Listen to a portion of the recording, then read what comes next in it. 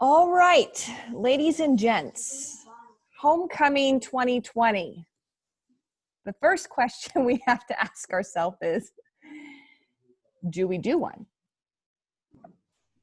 And if we make that decision to do one, we have to throw every traditional component we've ever done out the window, knowing we're going to get backlash from your student body, from your leadership team, because they want, things to be as normal as possible. And then, for example, in my community, that's a small community, backlash from the community, because we do a big, huge, monstrous parade that involves all the elementary schools. We have to go a certain route because the elderly folks home is, they come out and see it every year. I have to specifically call them and let them know when I'm doing it, because if I don't, oh my goodness, because they experienced it when they were in high school. So in this session, I'm not really geared towards like telling you what you should do. I have some ideas, I have some thoughts, but I think the best way to tackle homecoming and what we want to do is to share our own thoughts and ideas and ask questions or what ifs and get different perspective from one another, because we're all coming from different walks of life, different schools. The numbers, I'm under 1,000 at my school versus a school that's 3,000 plus, and what that ultimately looks like for that. Does that sound like y'all comfortable with that? We good to go? Does that, just have this raw, honest conversation? Yes? Okay, very good. So we'll start off with, I had a conversation with my leadership class this last week about homecoming. Now, the game plan in our world is that football will be moved to January, February start time frame, pending everything is okay. So with a shorter season, but potentially coming back. In my world, we usually do homecoming in October for football, and then we do a Winterfest or a winter homecoming in January to match up with basketball. Two different, homecoming is 2.5 weeks of intense, spirit. We take 2 months to plan it. Winterfest is a week-long event, very low-key, a large float being built for a parade versus a small shopping cart, the two different levels. So in that conversation with my kids, they really want to try and save homecoming, whatever that looks like, to have one at some point in time. I also told them, you got to be ready for the fact that homecoming and football might not happen at all. We just don't know where we're going to be at in January, hopefully in a much better place than we are currently. So they came up with the idea of switching our worlds. So taking the Winterfest, which involves all 4 classes and a court, nominations, and small activities, spirit weeks, virtual, all that sort of stuff, and placing that in October with a heavy publicity of, hey guys, we're not getting rid of homecoming. We need you to hear us on this. We're going to try something new and have a really large spirit week for Winterfest involving each one of our classes so that we can keep the spirit and the unification on our school campus strong. And then hope that January, February, that football is back in full swing, that we're all together again, and we can have a homecoming. Again, that would be what we'd want to share out with and then, tackle what January and February looks like later on. Couple of the ideas they came up with, our theme idea this year for homecoming or Winterfest, however we want to do it, was Home Sweet Home, because we're all stuck at home. So, and there's really crafty, creative ideas on Pinterest and Google that have theme days for that. And I'm sure somebody who writes lots of books has already come up with these themes and has posted it all out there too. So for us to find it, I think would be fairly easy. And then the virtual spirit weeks where you dress up and you post and you show your spirit that way, somehow, some way. We have a Superfan app that is our spirit app that we use for our campus, that we can push out notifications and get pictures sent in and post them and things like that on our various outlets. They wanted a competition somehow, some way between classes to post that for them to visually see, oh, the freshman class has more kids dressing out than the senior class. What does that ultimately mean? To kind of, create some competition and it's some excitement, even though it's not together. We do a night rally during our homecoming with a lip sync battle out on our football field. And it's a lot of fun. So the kids said, well, what if we take and do a lip sync virtual video battle? So they record and play out this video scene. We put it together in iMovie, and then we push that video out through our YouTube and the social media outlets. And then the kids can vote on who had the best lip sync performance, you know, through a Google form and that type of thing. So I thought that was a really creative way to take something that we did and actually still make it happen and it still occur, but just a little bit different. My only concern, because there's always concerns about everything, is because we're representing our schools. When they do this video stuff and filming each other, they're not going to be standing next to each other dancing. We're going to be 6 feet apart because we role model proper behavior, right? Because you could just see some community member coming in going, so you were together for that, but you can't be together for an event. You know, you just don't want to create a domino effect of people who are really watching with COVID and everything. So again, as leaders, we role model good behavior. And then another thing, and I've never done this before, but I have seen Castle do it with the Instagram Live, Facebook Live. I think there's a YouTube Live, but I'm not real well versed in that, where you can announce court somehow, some way. So for me, because I run all of my systems, I would get a hold of the parent beforehand and say, hi, I'm the activities director. Your child has been nominated on court. Can I please show up at your house and surprise you and do this live stream? You know, and say, hey, the live stream is coming at this time. And then give them their sashes and their flowers and their medallions and crowns or whatever it is that we choose to give them in that moment, but it's live. My seniors for Senior Sunrise did because we couldn't come together and do one, even though we had our class boycotted us, but that's okay. My 4 officers were up on this catwalk, isolated by themselves, and they did a Instagram Live of the sun rising for people to come in and watch, and they had music playing in the background and everything like that. So it happened, it just wasn't in the most in the normal way that we wanted it to happen. So that's kind of just some ideas that we came up with this last week. I think there's more time for us to brainstorm as we move along and what that ultimately looks like. One thing that I am finding in trying to save and recreate events that we're doing for our campuses is a lot more of the work falls on me or us, because you don't have the kids there doing it for you, the labor there doing it for you. And to have them come in and help you, that's kind of, you know, maybe 1 or 2 and everybody masks up and they get a few things done and then they go home, pending the, you know, comfort level of parents and the student too. So, you know, Bonnie said it best in one of the last Zooms is we're going to do a lot of great things during this time period. We're going to focus on a few and do them really well, and then we're going to let the rest go. And we have to be okay with that. And if homecoming is one of those things that we let go this year, then we have to be okay with that too. So with that being said, I want to open up the, you know, to all of you, to one of you, whomever, if you have some thoughts, some ideas, where you want to go with this. Were you going to do a homecoming? Did you decide, nope, we're not doing one at all this year? What are your thoughts and ideas? Anybody can just go for it. I'm here to support you.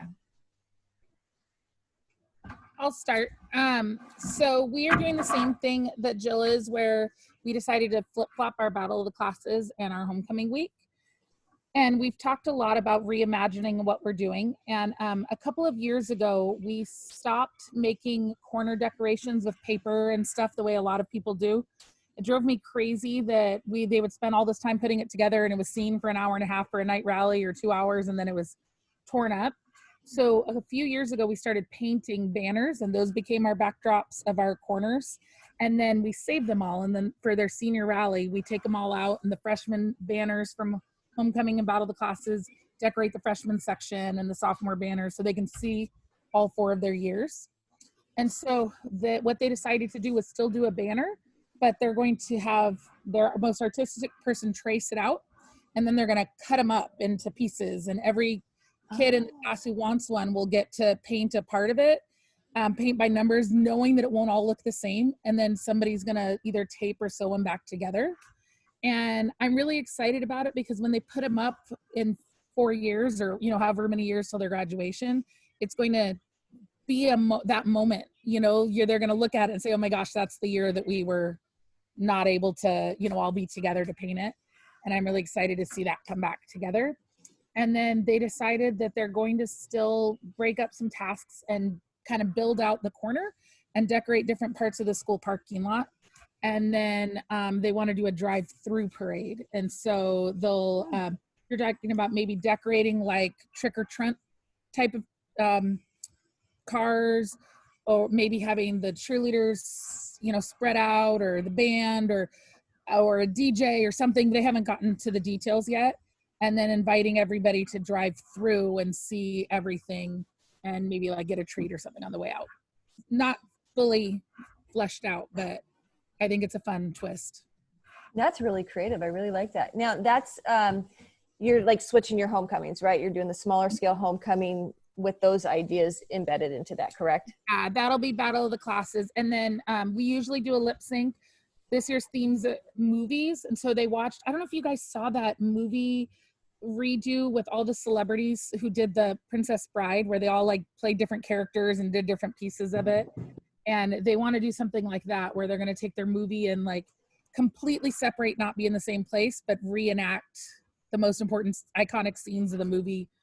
And then splice that together and do that instead of their lip sync this year. I love it. I love that creativity. Yeah, the kids got the ideas. I love it. All right. Who else would like to share thoughts and ideas? Or are we just like, no, I don't even want to think about this right now. Okay. Bridget, what is Modesto Unified doing?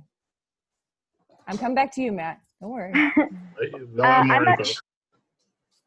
I'm not sure what everybody else is doing yet, but we had Scott Bakovich come and do some training with us with Involve. And one idea that he came up with that we're going to potentially do is kind of turn it into, you know, everybody's on devices and a lot of people are gaming right now, kind of turn it into a gaming thing where we have some kind of gaming tournament. I don't know whether that's like Mario Kart or Fortnite or maybe a combination of different things, and then potentially go up against another school that's doing it as kind of like, you know, whoever wins our tournament would go up against people from, you know, whatever other school. So that's one of the thoughts. That it's not completely hashed out yet. So, but during that week we would do, you know, same kind of thing, spirit and all that. But I'm not sure if we would have royalty. Again, we're beginning stages. Yes. Yeah. A lot of planning for this. Matt, what do you got? Honestly, we're looking at just moving it into next year. We have extreme, that sounds bad, but we're in a very conservative district. So we literally I can't have a single student even on campus to make a poster. So there's no real student involvement outside of some virtual. And we did not actually schedule homecoming. I mean, I had it, but there's no public announcement of when it was going to be. So I'd like to do some things, but I'm having some struggles even with virtual Spirit Week this week. And kids wanting to participate because it's so online. And those are the struggles that I'm coming with. So I'm kind of learning from everybody else on how they're doing it. But those are the struggles we're coming with, or at least I'm coming with. Yeah. And we're open, by the way, we're changing our homecoming up anyways. I changed royalty last year, got rid of couples entirely and changed it. And then this year we were getting rid of the parade, and I had my entire, all of the student body, not the student body, but the leadership body, ready to change. So we're ready to change. It just, we don't know where to go now that we're virtual. Yeah, I'm struggling with that, Matt, in that the tradition in Ripon, because this is homecoming for us is all about the seniors. The underclassmen aren't represented at all as far as a court. That's what we do Winterfest for.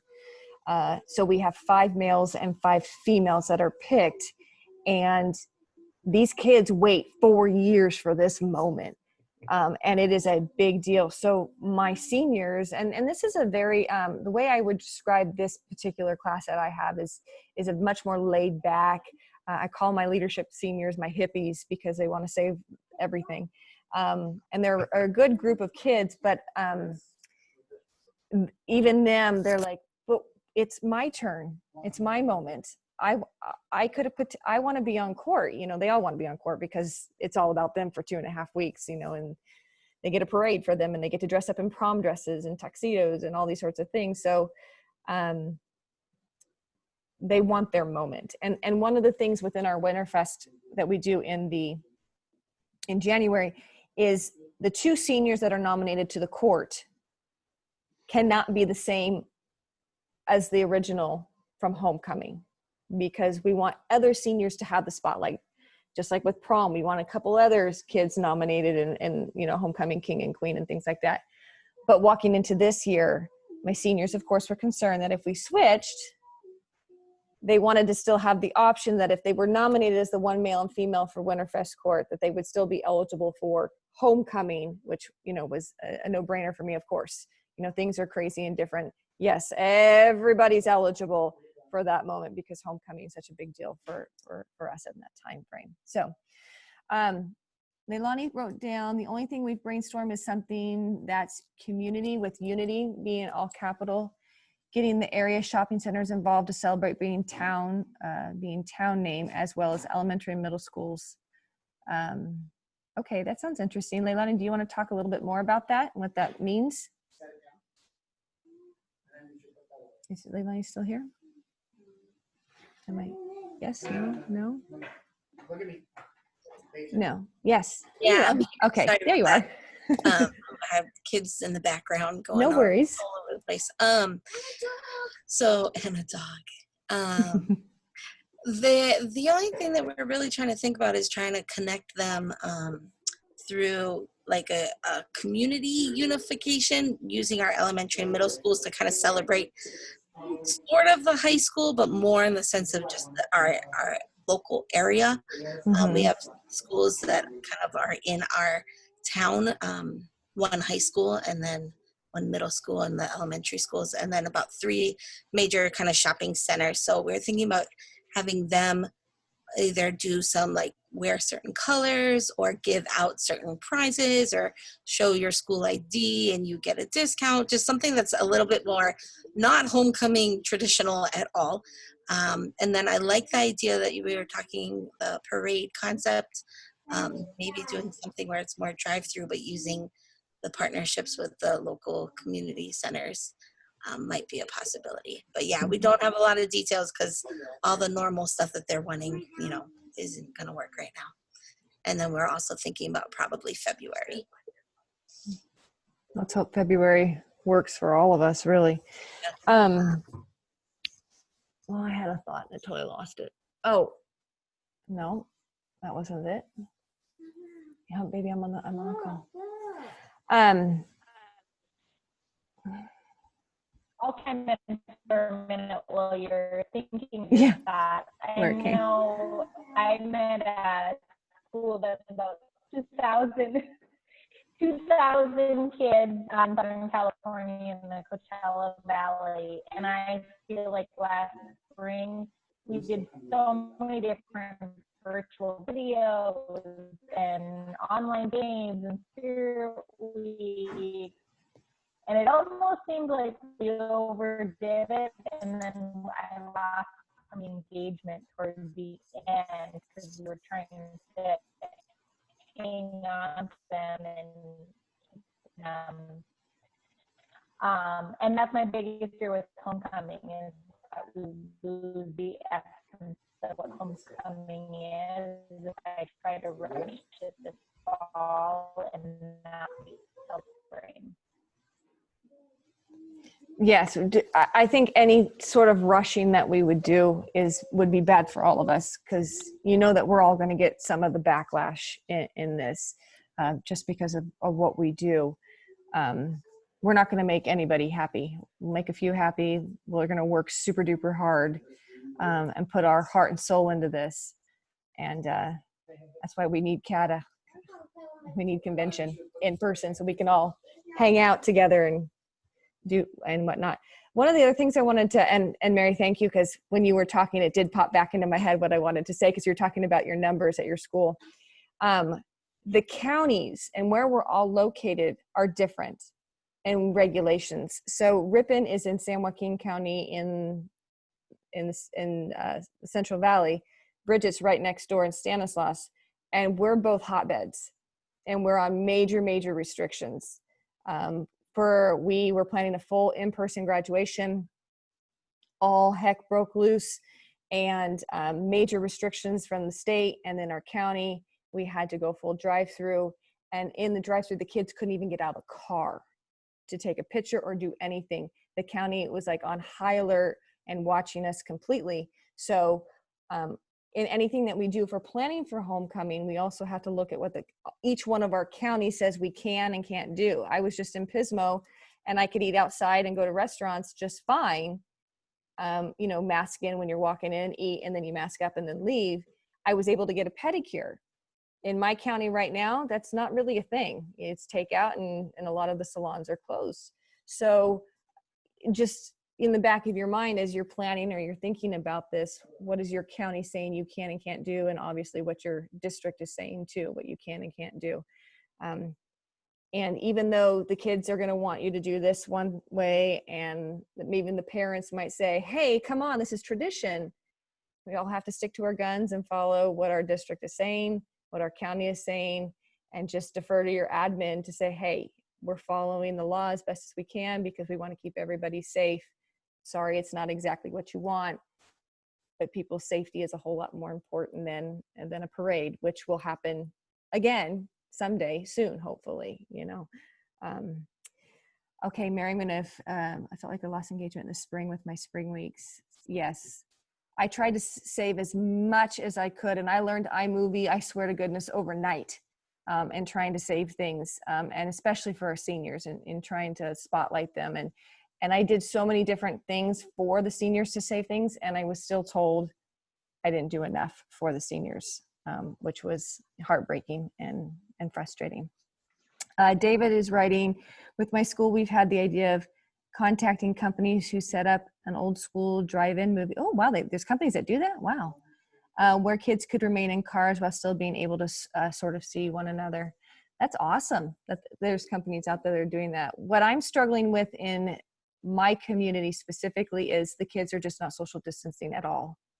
They're together all the time. They're going to the lake. They're going to Tahoe. They're going to the beach. They're going to each other's houses. Lots of graduation parties this summer. No masks. So I would worry for you, David, in that will they actually stay apart? And then what kind of liability does that fall upon you when you put it under your school's name? Again, when we create anything, what kind of liability do you have for your school and all of that, just to protect yourself and your leadership kiddos? We're doing that too. Several DJs have that's inflatable screens. We just need to find a big parking lot. Our school talked about it, but they are worried about kids, drinking in their cars. Yeah, that makes sense. Or smoking or whatever. It's hard to keep up on the lingo and all that sort of stuff. I can't tell you how many times I've been called bruh by my students. And I'm like, what? Last time I checked, I'm Morty or Mrs. Mortensen. I don't know what this bruh thing is, but let's fix that right now. It's interesting. Any other thoughts or ideas on homecoming as we are sitting here taking a deep Jill, breath? I wanted to say, because you brought it up a little bit, and I think everyone got hit really hard with you're not doing enough for the seniors. And they did get a raw deal, but so did every other student in the school. And this year, we're looking at seniors as well, and seniors are going to miss out.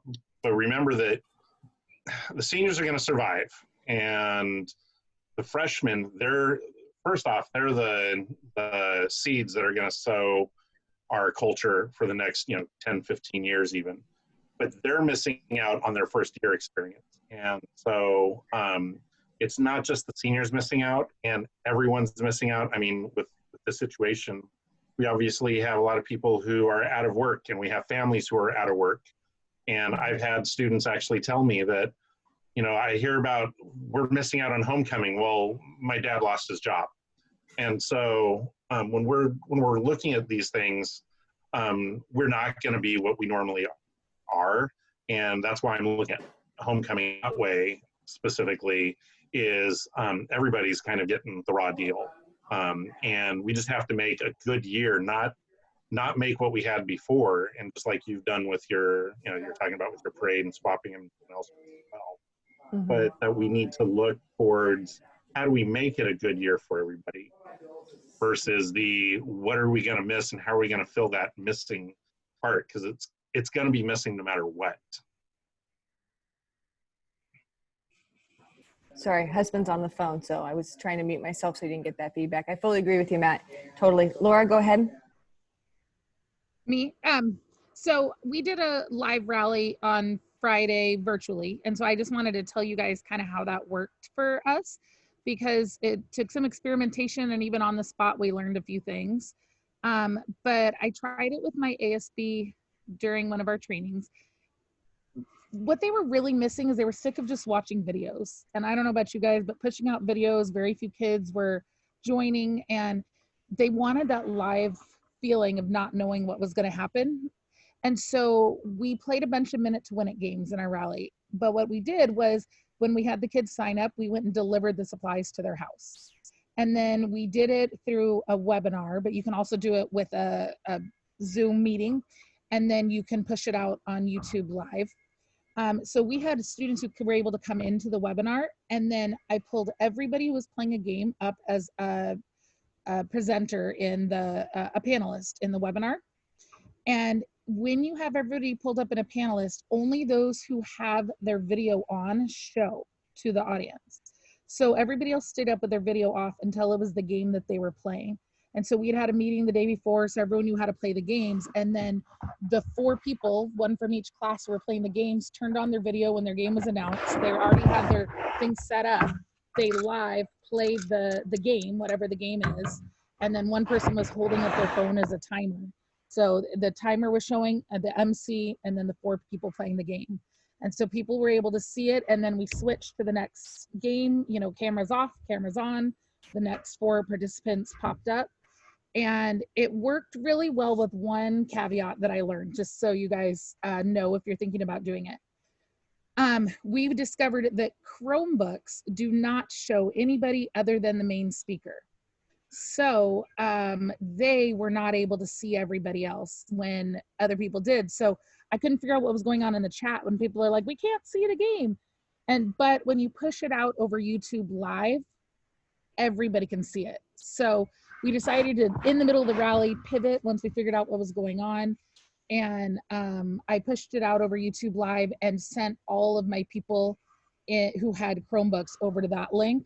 And they were going crazy in that chat saying, oh, okay, we can see the game now. Now we can watch. And we were able to do it. It didn't work very well to have the audience members split between the 2 places, because YouTube Live puts it at a delay.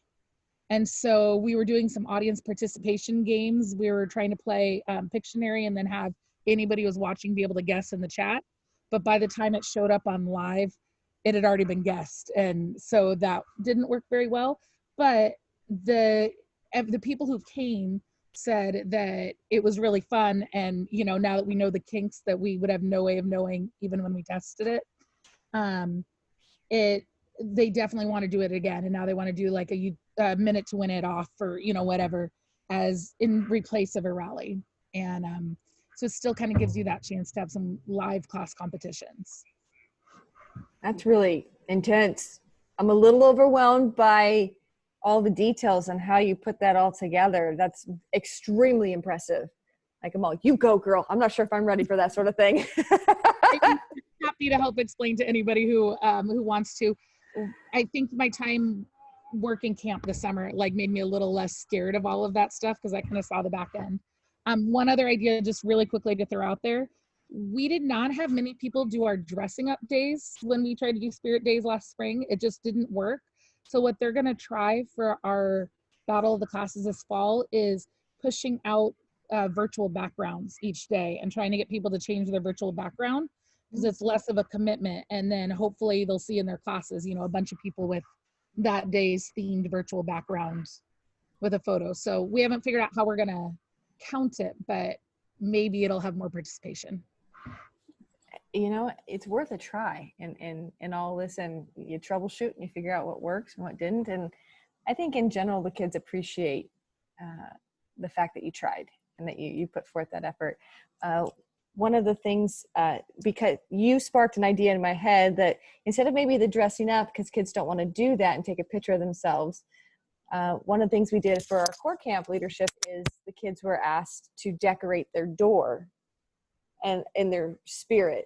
So maybe a door, again, just throwing out an idea, maybe a door decoration competition for the spirit rather than me dressing up and taking a picture of myself. Because again, not every kid likes to do most kids like to do selfies, but maybe that's just not comfortable for them. I'm going to write that down because I just thought of it real quick. Door. And that, something for a homecoming kind of, because it's virtual and whatnot. And then the classes could potentially vote for the best decorated door. And maybe staff would get involved. Maybe they can do their classroom doors. Right now, we are required to be on site to teach. So, for us, it'd be on campus and decorating our door. But if everybody's home, then just do it at home too. All right. Yeah, I'd be fun for your home sweet homecoming if they did their front door. Because then when people drove by, they would see other people's houses. Oh my goodness, you're brilliant. This is why we are hanging out tonight. Ooh, I'm going to share that tomorrow in class. Love it. Mic drop. Awesome. If you can just walk away with one idea when you sit in these sessions, it has made your time all worth it. That's what I try and tell myself when I have to sit through professional development. One idea. All right. And thoughts and ideas that anybody would like to share? Or if you need a moment to just freak out, but of course not use bad language since we are recording, and this will go on a public website. It's okay to just let it go too. That's healthy as well. Okay. Would you like can I share my 2 ideas for you guys? It's not homecoming related whatsoever. Okay. So this is for your leadership class, your bonding event that you can do within your class. So I blame my husband. He shares a lot of memes with me or ideas, and I thought this would be quite interesting. It was a rock, and it was painted, and then there was a quote on the rock. And one of the things I thought to myself is, so you've got all these things going on in your life. What if some simple words came through that you weren't expecting that could maybe, kind of carry you moving forward? And so this particular rock that he showed me said, "Yesterday is heavy, put it down." So he put the rock down. And I came up with this idea of painting a rock for every single one of my students, picking random concepts or quotes, painting them, and then writing them on there. And then for us, we have to do drive-throughs type situations. So have my kids come through and drive through, but pick a random rock. They can't see the rock. They can't see what color it is. They can't see what shape it is. They can't see the language on it. And you let fate choose the rock for you, because whatever you're going through in that moment in time, whatever that color represents to you, whatever those words represent to you, was meant to be yours. And let those words or those ideas carry you through this time period. So we're all the same, we're all unified because we've received a rock. But in life, none of us are the same shape or size. Our colors are different. Our words are different. But how we allow these words to affect us can take us further in life. So I am currently at the painting stage and writing quote stage. I have not yet done the drive-through. They have no idea this is coming. I'm writing a script about nature and how the elements of earth carry them through life, and let the words carry you along your journeys. So that's kind of just a bonding thing, kind of a validation, a praise thing for kids, because they're used to being able to put all these activities on for their classes, and being on campus and getting excited and getting up and decorating the gym and staying up way too late, cleaning up from a dance. and they just don't get to do that right now. So I'm trying to find ways to show them positivity and love and support through all of that. Where am I getting the rocks? My backyard. I have a lot of river rock because I don't like plants up against my house. So I just took river rock and I just started painting them. So that was that. I did a similar activity like that in person last year with balloons. I put quotes and paper and wrapped them up and blew up balloons, and I had enough balloons for everybody. And then I put them all in the center, and they all had to pick a random balloon, and they got to tell me a high and a low for the day, how they were feeling about life. And then they had to pop their balloon that they picked and let fate tell them what their fortune was and let them carry that with them. Obviously we can't do it in person right now, so that's where the rock thing came from. So there's that idea, if you want to take that to your kiddos. And then I'm starting a new project called well, it's not my original idea. I'm sure many of you have heard the what is my word, myintent.org. That was started. And a lot of celebrities jumped onto the bandwagon with this. Well, it all started with a gift from my sister who gave me the word breathe. And I thought, this happened 2 years ago, and I thought to myself, what if we could come together as a school where everybody is an individual with their word that represents who they are and their core values, yet be unified in that we all have a bracelet that represents us. And life was busy and life was crazy, and I just couldn't wrap my head around doing this project.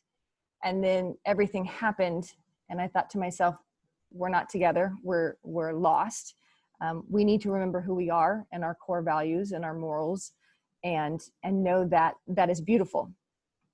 So I pushed out this project with my intent that we're unified. I picked 4 kids and a teacher this summer and asked them to be a part of this project, pick a word. I videotaped them, saying why this was their word, and what it ultimately meant to them to be a part of this project. And I pushed it out on the first day of school. And I asked people if they wanted a word to let me know. So here's the crazy part of it all. I bought the maker kit out of pocket, and I said I would make everybody's bracelet. All they had to do was just pay for the bracelet itself at cost, which is $4.95, so $5 for a bracelet. It's not a fundraiser. I didn't want it to be a fundraiser. I wanted people to know that we're in this together, and this is just about your who you are as a person. And so the bracelets, you can order them in bulk. And if I can show this to you guys up here, it's a small, and then if I get real close, I don't know if you guys can see the word itself.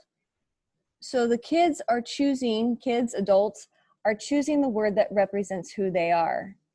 And then I'm asking them that if they are comfortable with it, to take a picture of themselves with the bracelet on, and then a picture of just the bracelet itself. And then and in the Google form that I created, it talks about why it's that word. And so I'm going to pull that content and put with the post. So I feature these kids talking about their word, but being a part of a school project all together, promoting positivity and support and love for one another.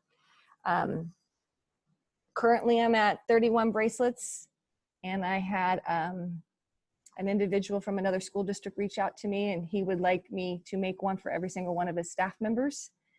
And then he is going to be expressing his excitement to other superintendents around his area. He's like, get ready. And I'm like, oh, I don't know if I'm ready. But it's really just a positive, neat experience. And I wanted us to be together, even though we couldn't be together, through this simple little movement. So those are just 2 ideas that I wanted to share out with you. I know they're not homecoming related, but again, sometimes one idea sparks another idea that sparks another idea when we're getting creative in what we do, because that's what we are. We're innovators in all things that we do for our campuses. And I guess in the end, I would tell you, you've got this. Don't quit. We're all here to support one another. What you do is extremely important on your campuses, and don't ever forget that, no matter what staff meeting happens and what ugliness comes down from the state. Remember, CATA's here for you. Your councils are there for you. Sometimes you get text messages, right, Matt, from people you are even closer to, even though they may or may not want one. So any other last thoughts or ideas at 7:58? I know that it's Monday evening and y'all got work to get to and kids to put to bed perhaps, or just to calm down and take time for yourself. That's another thing. Please remember to take time for yourself. It's crazy times right now. So any last thoughts or ideas? All right, y'all. Thank you so much for being here tonight. I really appreciate it. Alrighty. Have a good night. Take care of yourselves. Bye-bye for now. Stop.